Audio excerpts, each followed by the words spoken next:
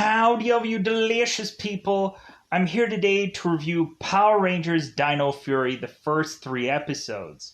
So, when I was going in here, I was kind of having a mixed bag of feelings on the first three episodes of here, but it's still early. But it is kind of interesting to see that the very first three episodes only have three Power Rangers in them. I'm like, wow, that's kind of a cool and interesting way to just kind of eventually slowly but surely trickle the other Power Rangers in. I actually like that because like it really cements certain Power Rangers and then you kind of eventually dip in the other Power Rangers and like kind of focus on them. So like in a lot of Power Ranger seasons before, you would have one Ranger and they would be a complete focus for one episode. It kind of feels like these three characters are kind of sharing the load, so to speak. Here is one thing that I would say that I don't think, I guess, for Power Rangers that really names for things have to matter anymore. Hey, who are all the Power Ranger names? Who cares? Zato, Amelia, whatever their names have to be, it doesn't matter anymore. Like they can just have any kind of whatever name. It like we're gonna just bust out another season. What does it matter anymore? In all honesty, but like how we have to kind of come up with the most like elongated names for something like a T-Rex champion Zord thing because we've kind of done T-Rex enough. We've kind of gone to the same well enough. But like there is some visually interesting things going on here. Man, is that morphing sequence like heavily complicated. I'm like, man, I feel so bad for these guys who have to morph and do this long stretch of a dance of a thing, and I'm just like, good grief, how many times would these people have probably been practicing this for weeks over and over and over and over to get this morphing sequence right? Because it looks really complicated. But, like, more than likely, there is some kind of easy thing for them to break down and memorize that, but it, like, just seems complicated. So, we usher in another alien into the fray of a show that is to obviously everyone is going to say, well, yeah, it looks like Mantis from Guardians of the Galaxy, which of course I have to honestly say that. You know what? I think a lot of people like will say that probably a lot of people will love this season, the Alien Rangers season. Man, what if we could have a bunch of Rangers who are just all aliens that lost a planet along the way, so they were forced to come to Earth to eventually defend this one last place that they are to call home. Like I thought that would be kind of like an interesting story to eventually play out because like there's a billion freaking Power Ranger seasons. I'm sure eventually that will happen eventually. As well as me being able to come up with a number of like bajillion other like season ideas that kind of play on certain themes or kind of play on certain whatever. So, but yeah, so we get one alien ranger who is to basically be the equivalent of E.T. phoning home through these first three episodes, but we get some villains and some side characters that I'm just kind of like, like generic. What was that? No, no. We get these things called the Scourge or the Skort that is to be these things that kind of are randomly all over planet Earth and eventually are to pop up these monsters, which I think if that is the one thing that I can enjoy about this show, it's that part. The like the Scourge or the Korg or the little goopy slime of a thing that is to eventually pop out a monster. That is the one thing that I can enjoy about this show because it feels like random. It doesn't feel like something is going to be planned out. But yeah, so like we get some goofy names for certain things. We get some uh, dinosaur statues that are being surrounded by a certain area. I guess really just trying to be reminiscent to really just the command center where we have this like weird looking building that is to obviously stick out. So we have these huge dinosaur statues next to where basically is going to be the command center for this season or the equivalent of it. Uh, but yeah, like I think there is a give and take here. There is some just kind of goofy cringe stuff that I'm just like, okay, why did they do that? But then also I'm like, but wait a minute, Power Rangers. Like they do goofy stuff all the time. They put together characters that are to basically either like be a character that I like am not exactly going to be the one to like there's always a ranger that you're always just like I don't like that character. And plus also there's going to be some side piece characters that obviously are going to have the feel of a Bulk and Skull kind of character, which I think that is Amelia's boss and her robot counterpart, J-Borg or whichever Borg. Uh, K-Borg, J-Borg. Some names will probably escape me during all this because like there's some stuff that I didn't try to jot down, but I will have names for certain things when we go ahead here and do spoilers.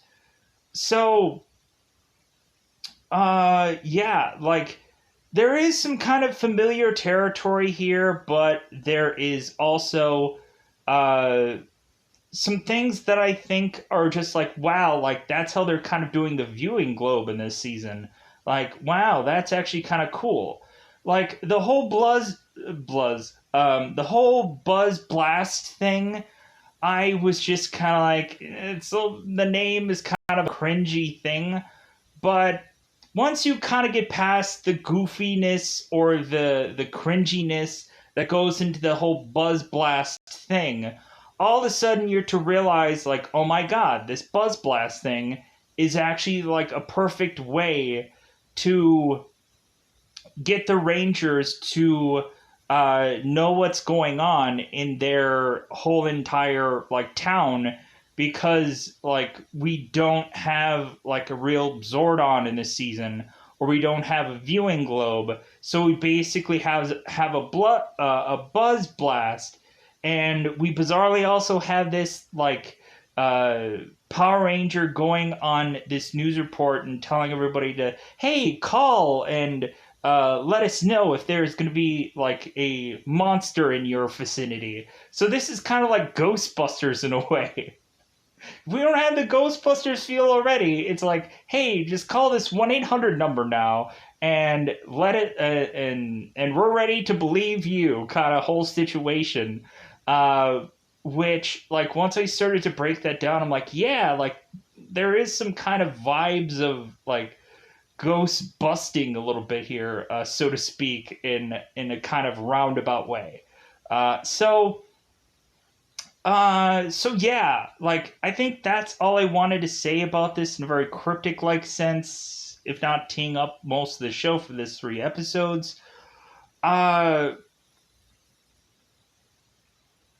really, the villains kind of are just like man, I freaking miss other seasons. Like some other seasons had really good villains. Like they had like really bad rangers, but they had like really great villains. Where like in this season they have like Power Rangers with quasi decent stories for some of them, and then villains are just there. Like villains are just like, hey, they're popping up, and you're gonna go at them.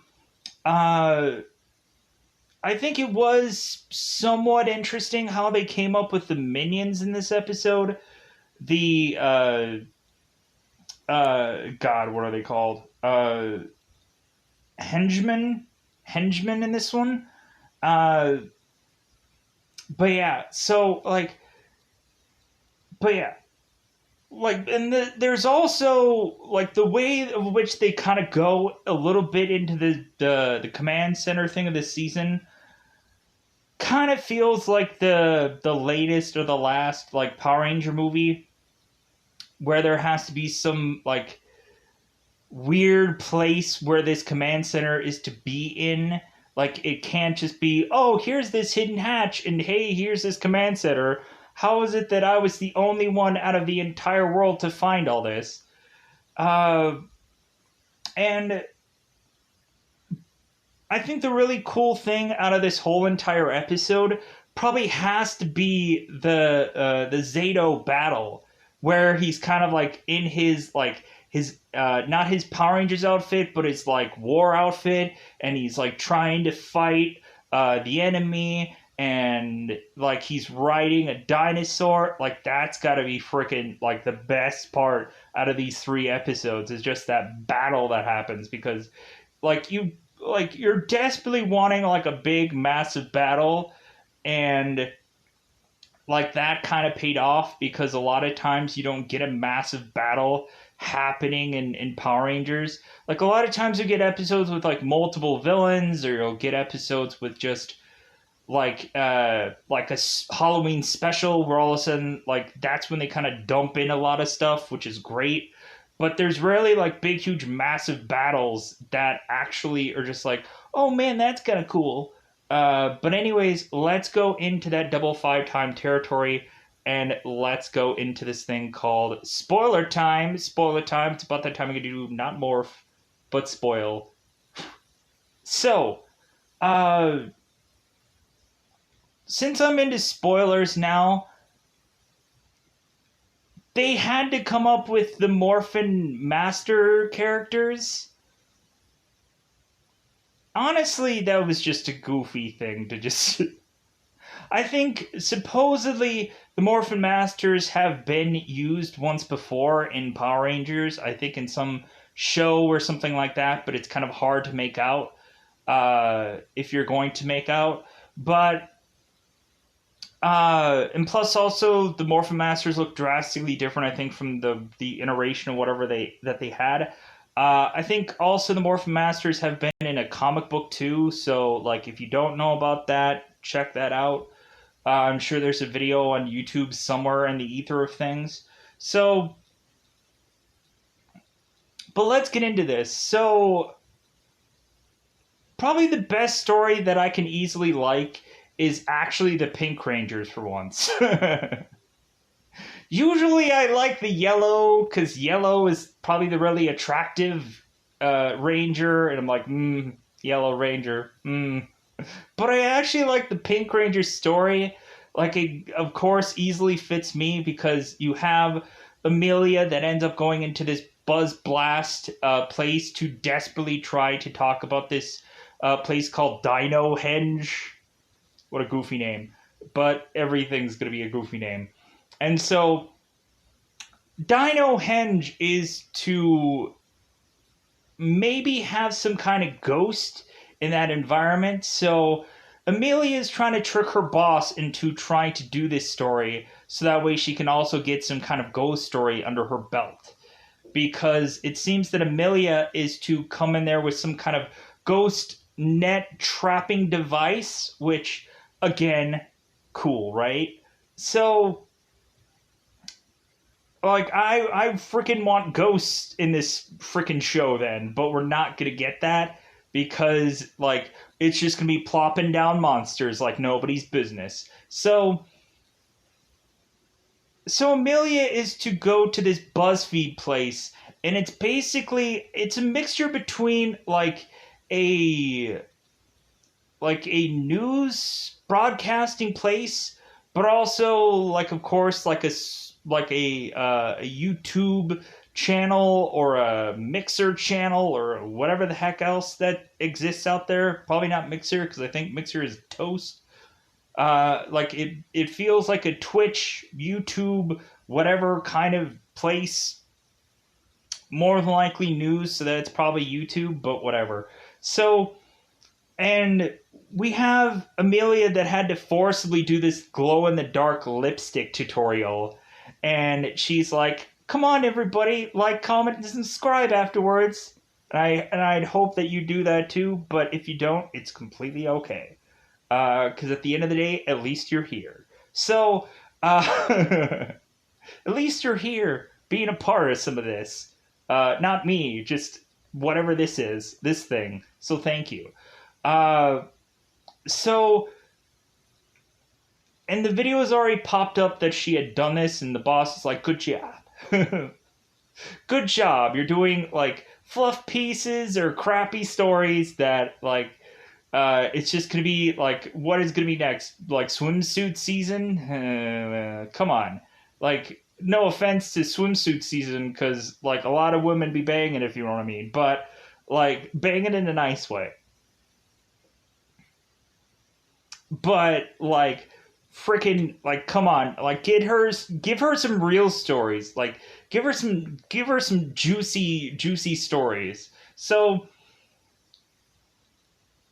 Amelia's boss is just to let her go off and cover this Dino henge thing, even though she's probably gonna regret it. So Amelia goes off to all of a sudden go to Dino Henge and meet and to bump into this guy named Ollie, who honestly, Ollie is just probably out of the three Rangers, this is the guy that's just there. He's just standing there, living a life. Basically, like him and his mom are kind of really like Ollie needs his mom to help story, which is just kind of like, man, that just kind of man, that's kind of sad, Ollie. Oh God. So Ollie is to, I guess, be a BMXer or a motocross bike guy, whatever thing character, because this guy is riding on his bike, so obviously that means he's a trick biker and he's a whatever. Like, I have to come up with something unique for this character because this guy has no story besides him being possibly an archaeologist or possibly being the smart guy in the group. So Ollie is to have this bike almost crashing into, or no, wait, no. Amelia is to go and use her ghost net on him, and there wasn't a crashing situation, but like Ollie and his mother ends up getting separated, and so he's just kind of like, man, I'm never gonna catch up to my mom now and figure out where she is. Like, I don't know where Dino Henge is. And Amelia's like, well, like, I have a map, and I'm gonna show you exactly where it is because I already know. So both Amelia and Ollie go to the Dino Henge, and they see all these like dinosaur statues, and I'm just like, yeah, those are all size accurate. Every single one of those statues are the exact same size, no matter what animal it is. Every single one of them are that size. And I'm sure a T-Rex is that tall. And also, these are all statues, so what does it matter? Frickin' there is a ton of craftsmanship being put into every single one of those things. So give them mad props, bro. Mad props. So, because that's what they are. They're props. Anyways, so Amelia is to eventually go with Ollie, and so eventually Ollie's mom is to be like prepping for experiments. It feels like she is to almost PKE meter her way into trying to figure out like a super secret location of something. And so Ollie's mom eventually is to go to leave. And so all of a sudden, we are to eventually have this character called the Void Knight, who ends up just easily drilling into this ground, going and finding the command center of this Dino Henge place, and and I'm gonna probably have to stop calling it Command Center, just call it Dino Henge. So Void Knight eventually goes into Dino Henge and is to go and be like sniffing around, like having this like device, this sensor of a thing that is to track down the Korgs or the otherwise uh, Finster's Clay of this season, where eventually this clay, so to speak, is to be just dropped anywhere in the world.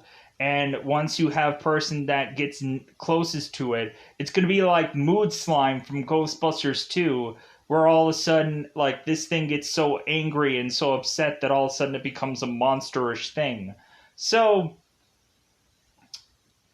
Amelia and Ollie are just like, hey, like, I guess we should follow that guy. Maybe he's on the good side, or maybe he's not because he's dressed in purple. So,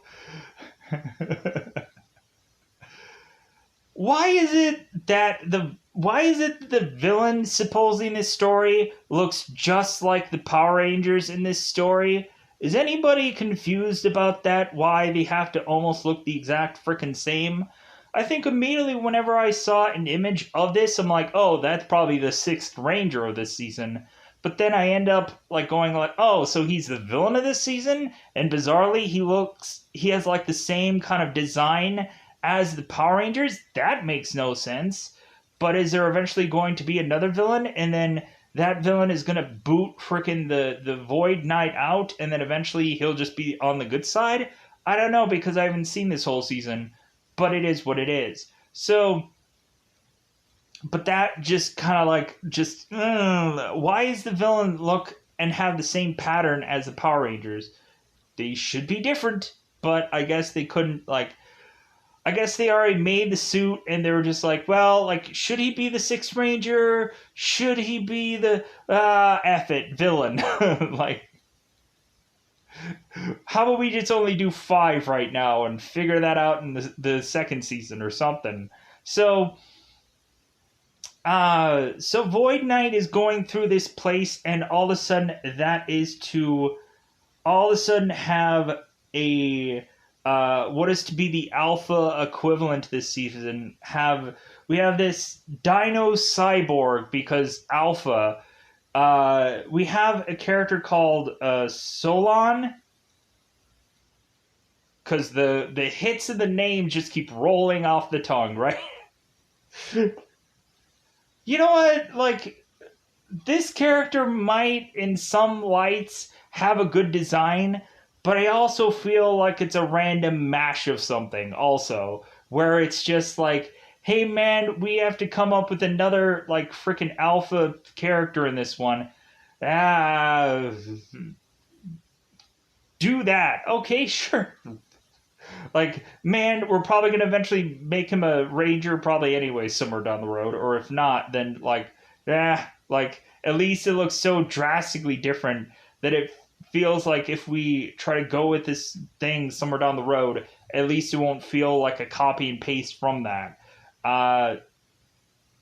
Plus, you gotta have a robot on your team for the heroes because look at Robo Knight. Look at any number of people that have the immunity of several things, and that's going to play out in one of these episodes here. So, Solon is to eventually try and defend the Dino Henge, and also try to wake up the Red Ranger, who of course is Zato, and Solon is having problems hitting buttons, slapping things to just hope that Zoto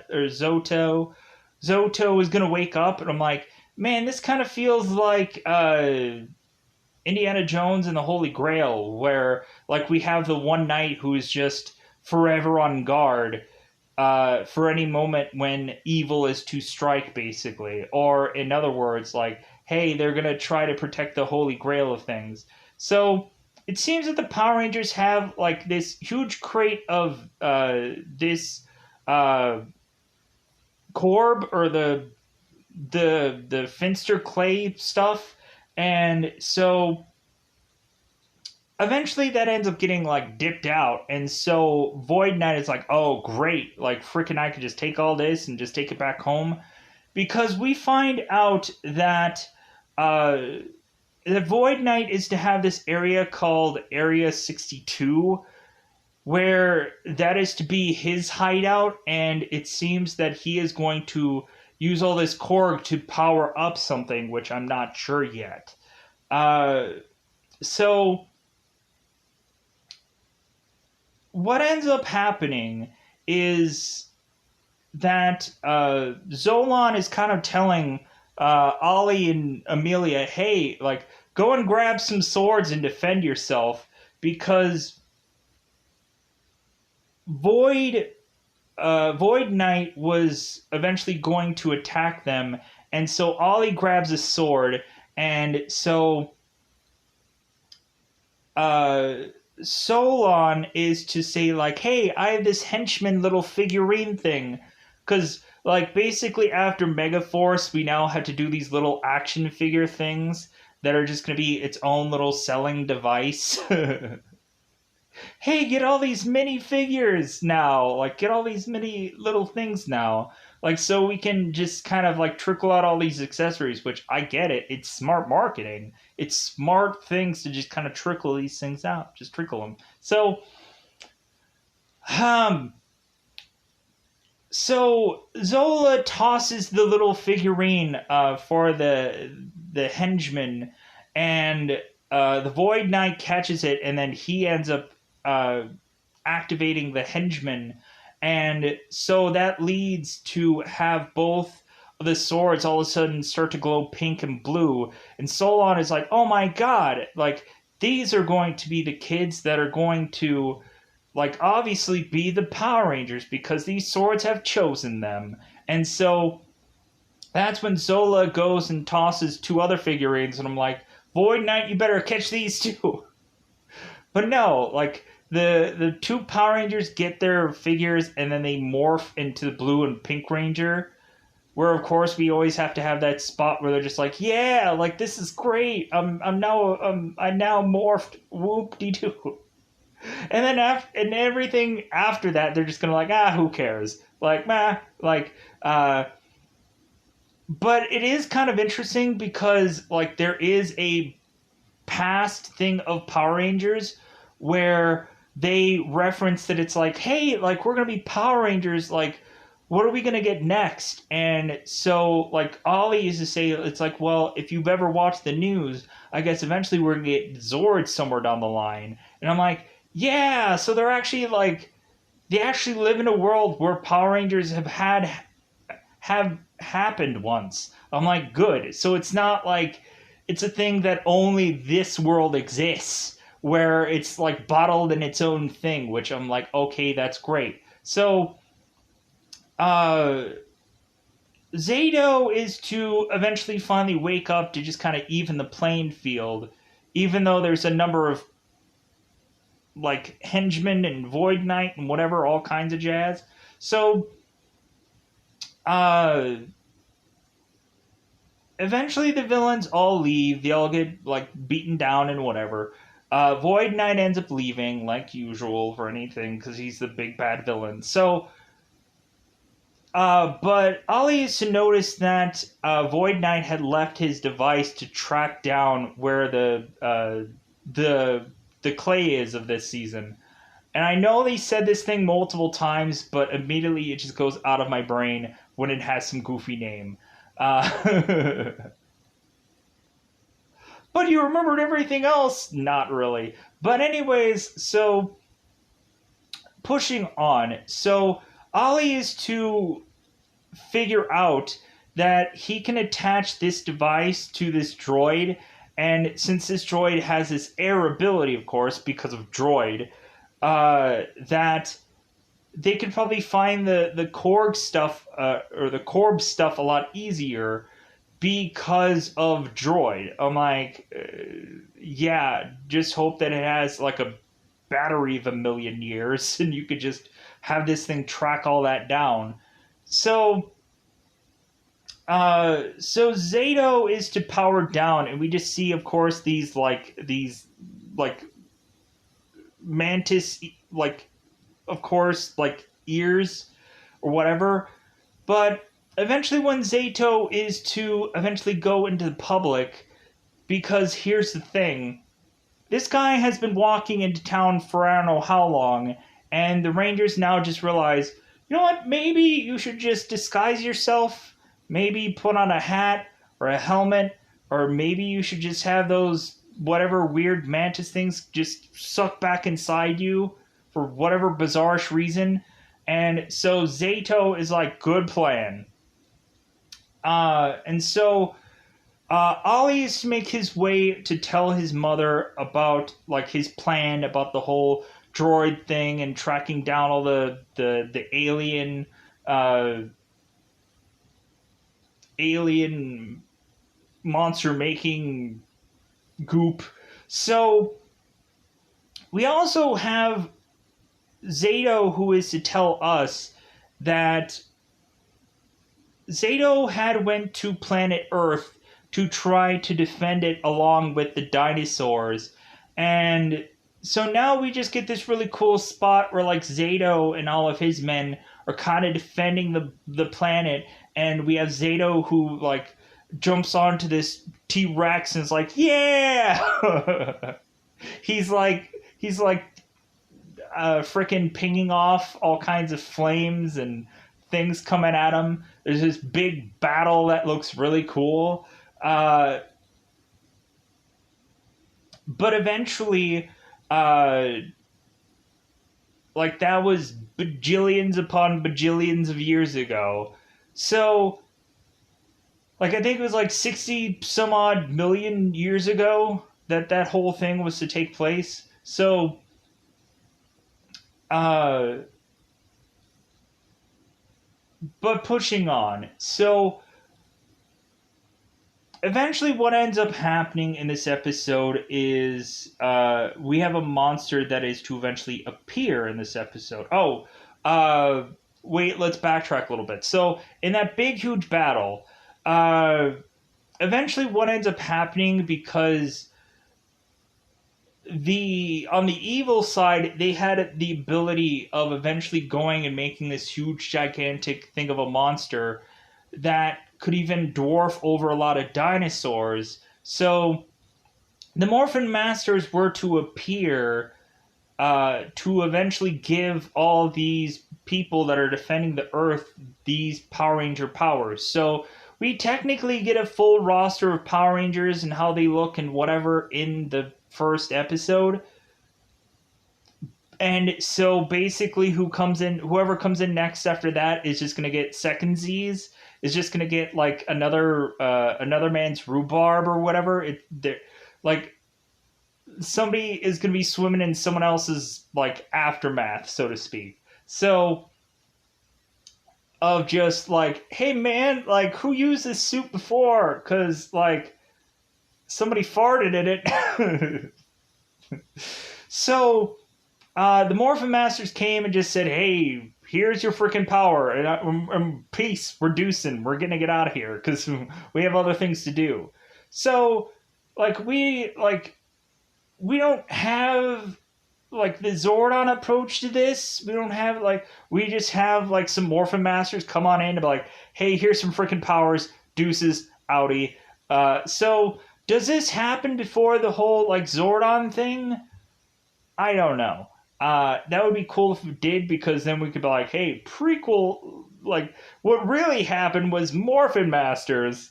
It wasn't actually just Zordon doing his thing. No, it was freaking just, like, Morphin Masters the whole time. Like, Zordon, like, just had nothing to do with any of this. So, so,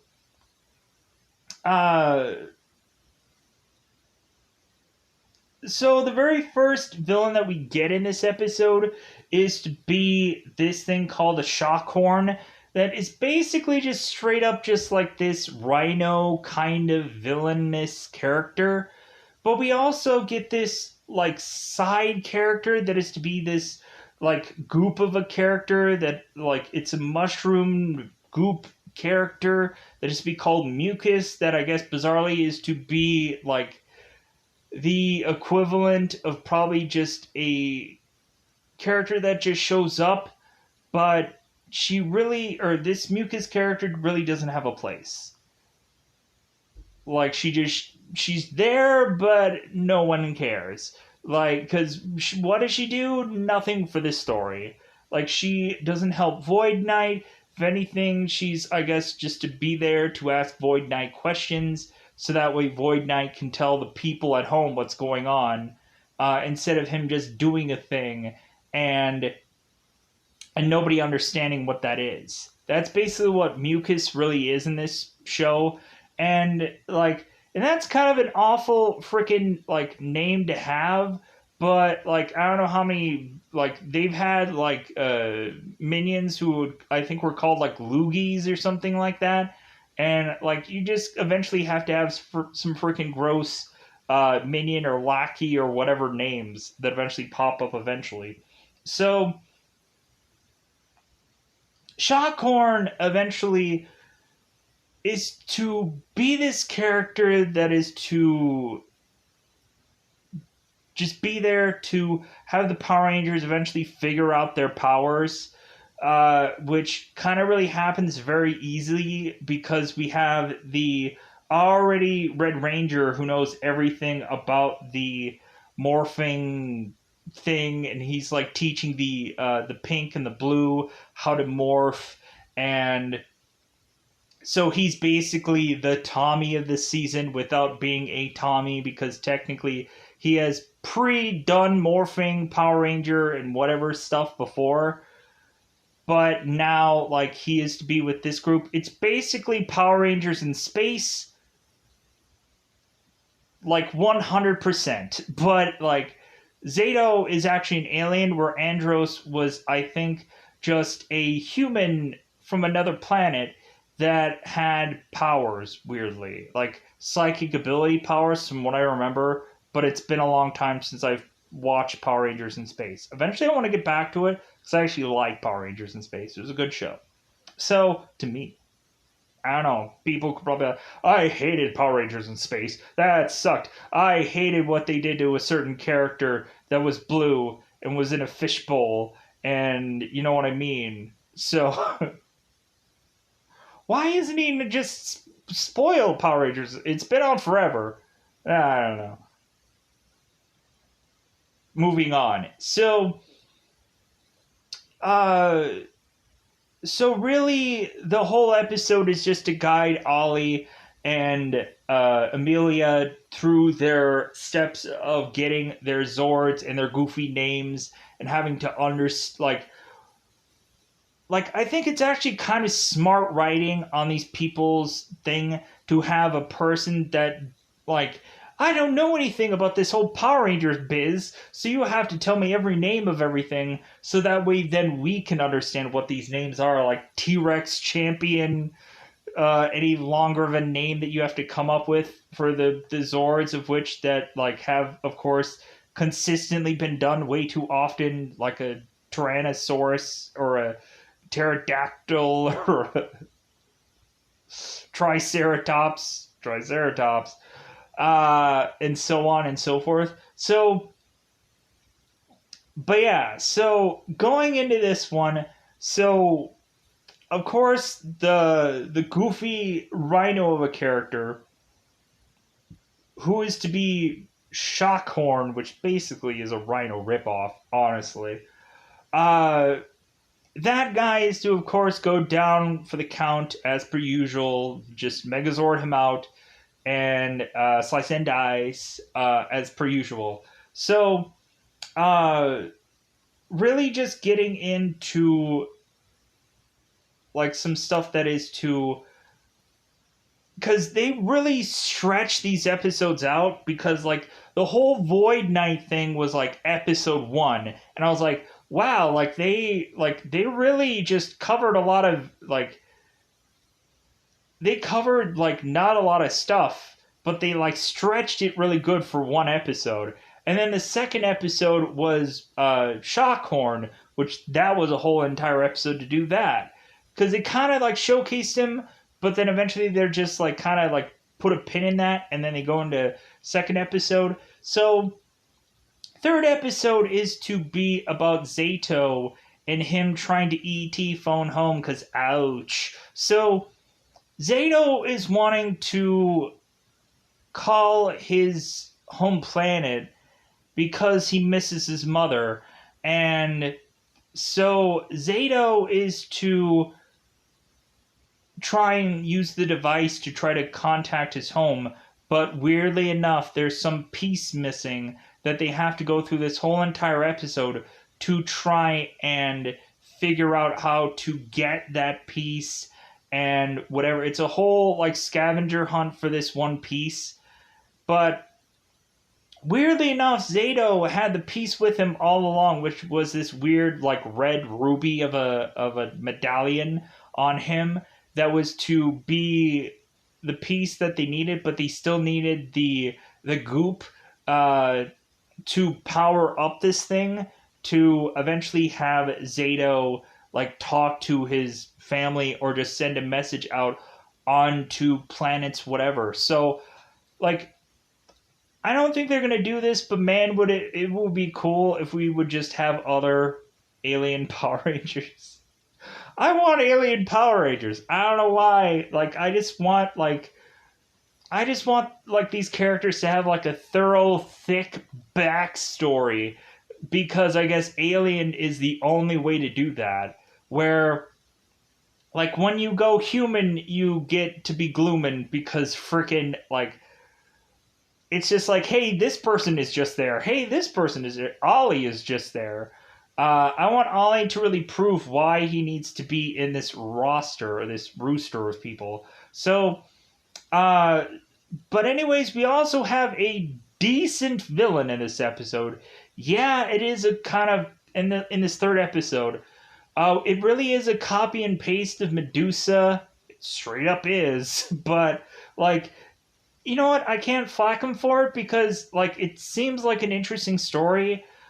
So, what ends up happening is we have this girl, or this, like, villain called Vipera? Vipera. There we go.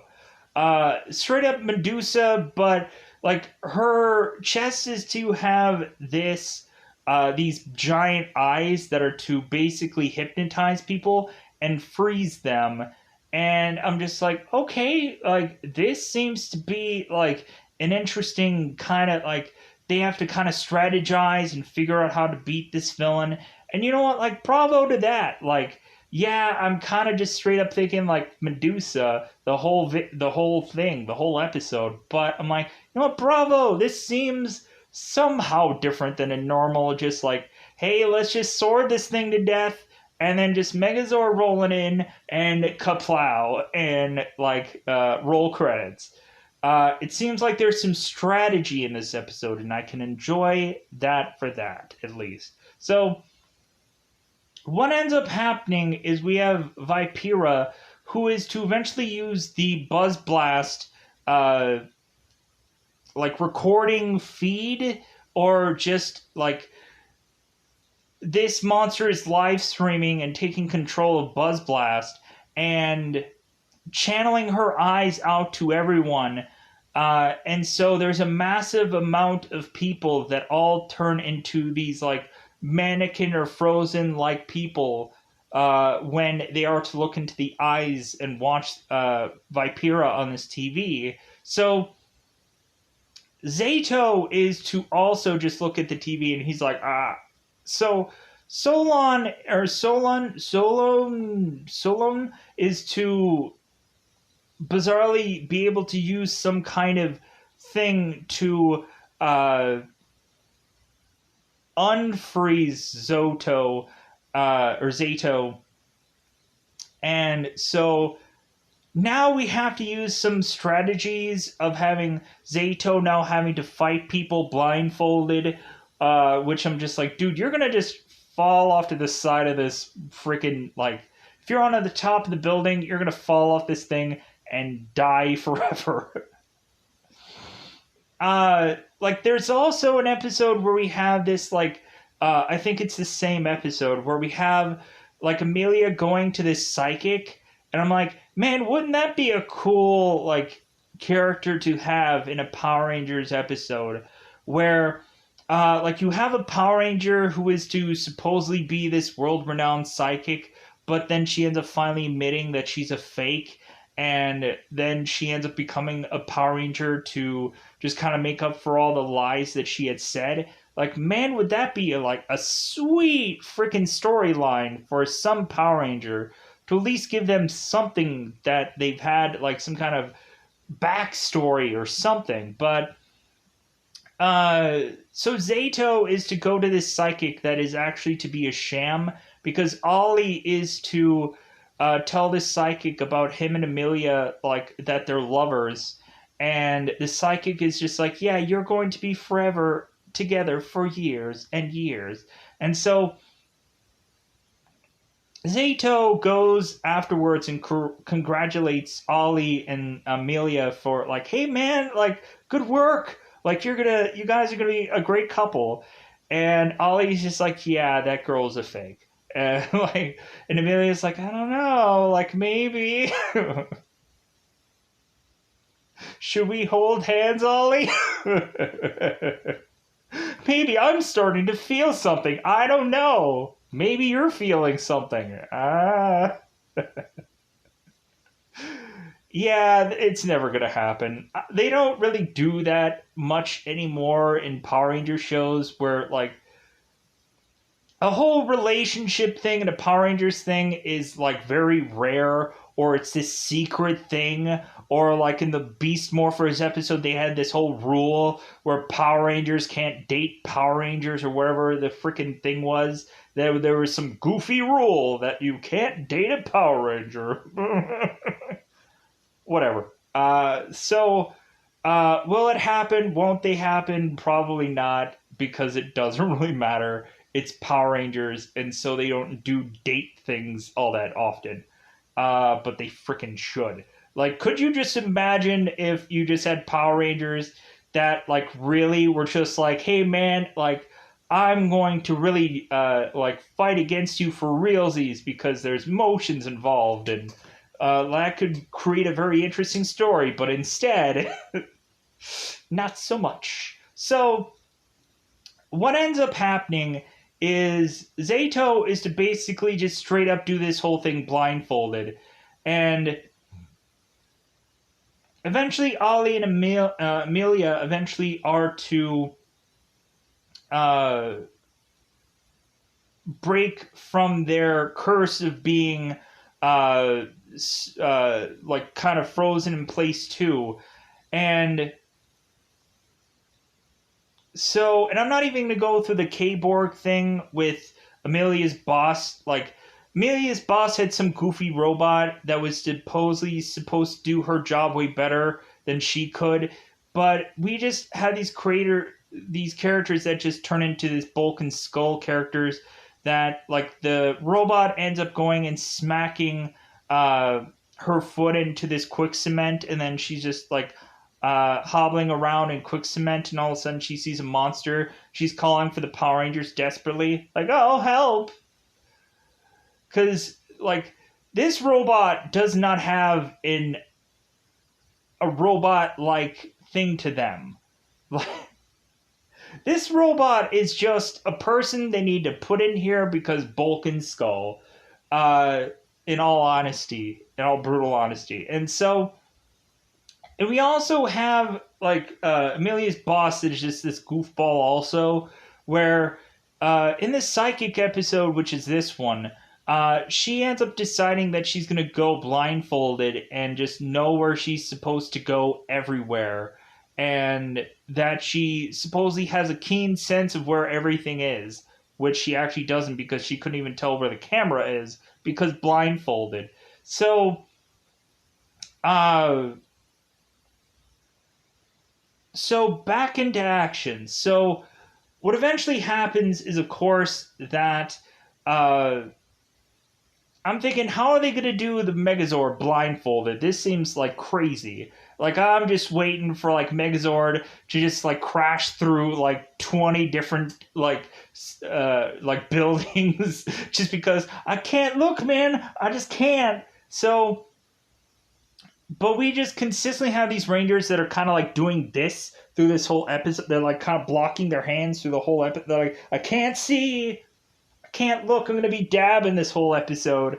So, and that's basically what both Amelia and Ollie do through the rest of the. They're just blocking their way because they're like, hey, we can't blindfold ourselves. So, but eventually they give mad props to Zato because like he ends up blindfolding himself. Oh, Zato is to have this power, and I forgot to mention this in the pilot, where he is to like touch people and know all of their backstory. So that's a convenient way if we need to figure out somebody's like whole history. Like Zato can just touch them, so that way the people can just be like, oh, well, I can relate to this person because Zato told me that there's so and so person. Great. So because it's a nifty. I hate the word nifty. But it's a nifty way to figure out everyone's backstory. It's a lazy way. Psychic guy comes in there and touches people, but then he also needs a psychic to figure out where like he can find the device to whatever. Anyways, so eventually they end up going in, of course, going through and putting this like street, this part of this street or this bridge or this part of road on top of Vipera's eyes of her chest. And so that immediately is just blocking that out. She's like, man, we're going to clock her now. Sword Megazord comes in. Swords are up. Like, man, I would just love it if we just had one season where we didn't have like a Megazord either like shoot somebody or sword somebody. Like, man, could we just have like an axe that rolls out? Could we have like some kind of different Megazord weapon than just a sword? It's been done too often. Like, I just want something different out of a Megazord. Like, give me some of that sweet, sweet difference of attack. Like, maybe have like the Zeo Red Ranger Zord where he just like heavily punches people like back and forth and it looks like Rock'em Sock'em Robots, but at least that looks interesting. Like, do that, even though that might like, hey man, that's gonna take some computer stuff to do, and no. But like, could we do something else besides a sword? Could we bring in like give me something like give me a spell or like do some kind of something that's like they don't have to sword it up every single season. Come on, give me something different, please. I desperately want that. So, eventually we get the goop, and Void Knight is like, okay, I'm gonna go and run and get to this goop, and then Zato, the Red Ranger, goes and grabs it and like, nah, not this time around. And so, they go in and they take the goop, and they put it into this machine, and so they finally read the message that Zato was to supposedly try to receive in the early part of this show, but it's in a language that he doesn't understand, and even Solon doesn't understand it because supposedly, like, she doesn't know that language and she doesn't know French. French is hard, supposedly. So Zato is just like, well, like, if I can't really understand that language, and probably it's going to be really hard to translate that, like, maybe I can just send a message out into the ether of things and maybe someone will respond. So, like, that's kind of how they end the third episode, with just Zato sending out a message like, hey, like, ET phone home, mother truckers. Like, I used to be from this planet, and I'm hoping anybody's going to come from that planet and come on down, because you'll be the next contestant on... Maybe you're going to be a Power Ranger. I don't know. But anyways, I'm going to get out of here. Bye, buddy. Bye, buddy.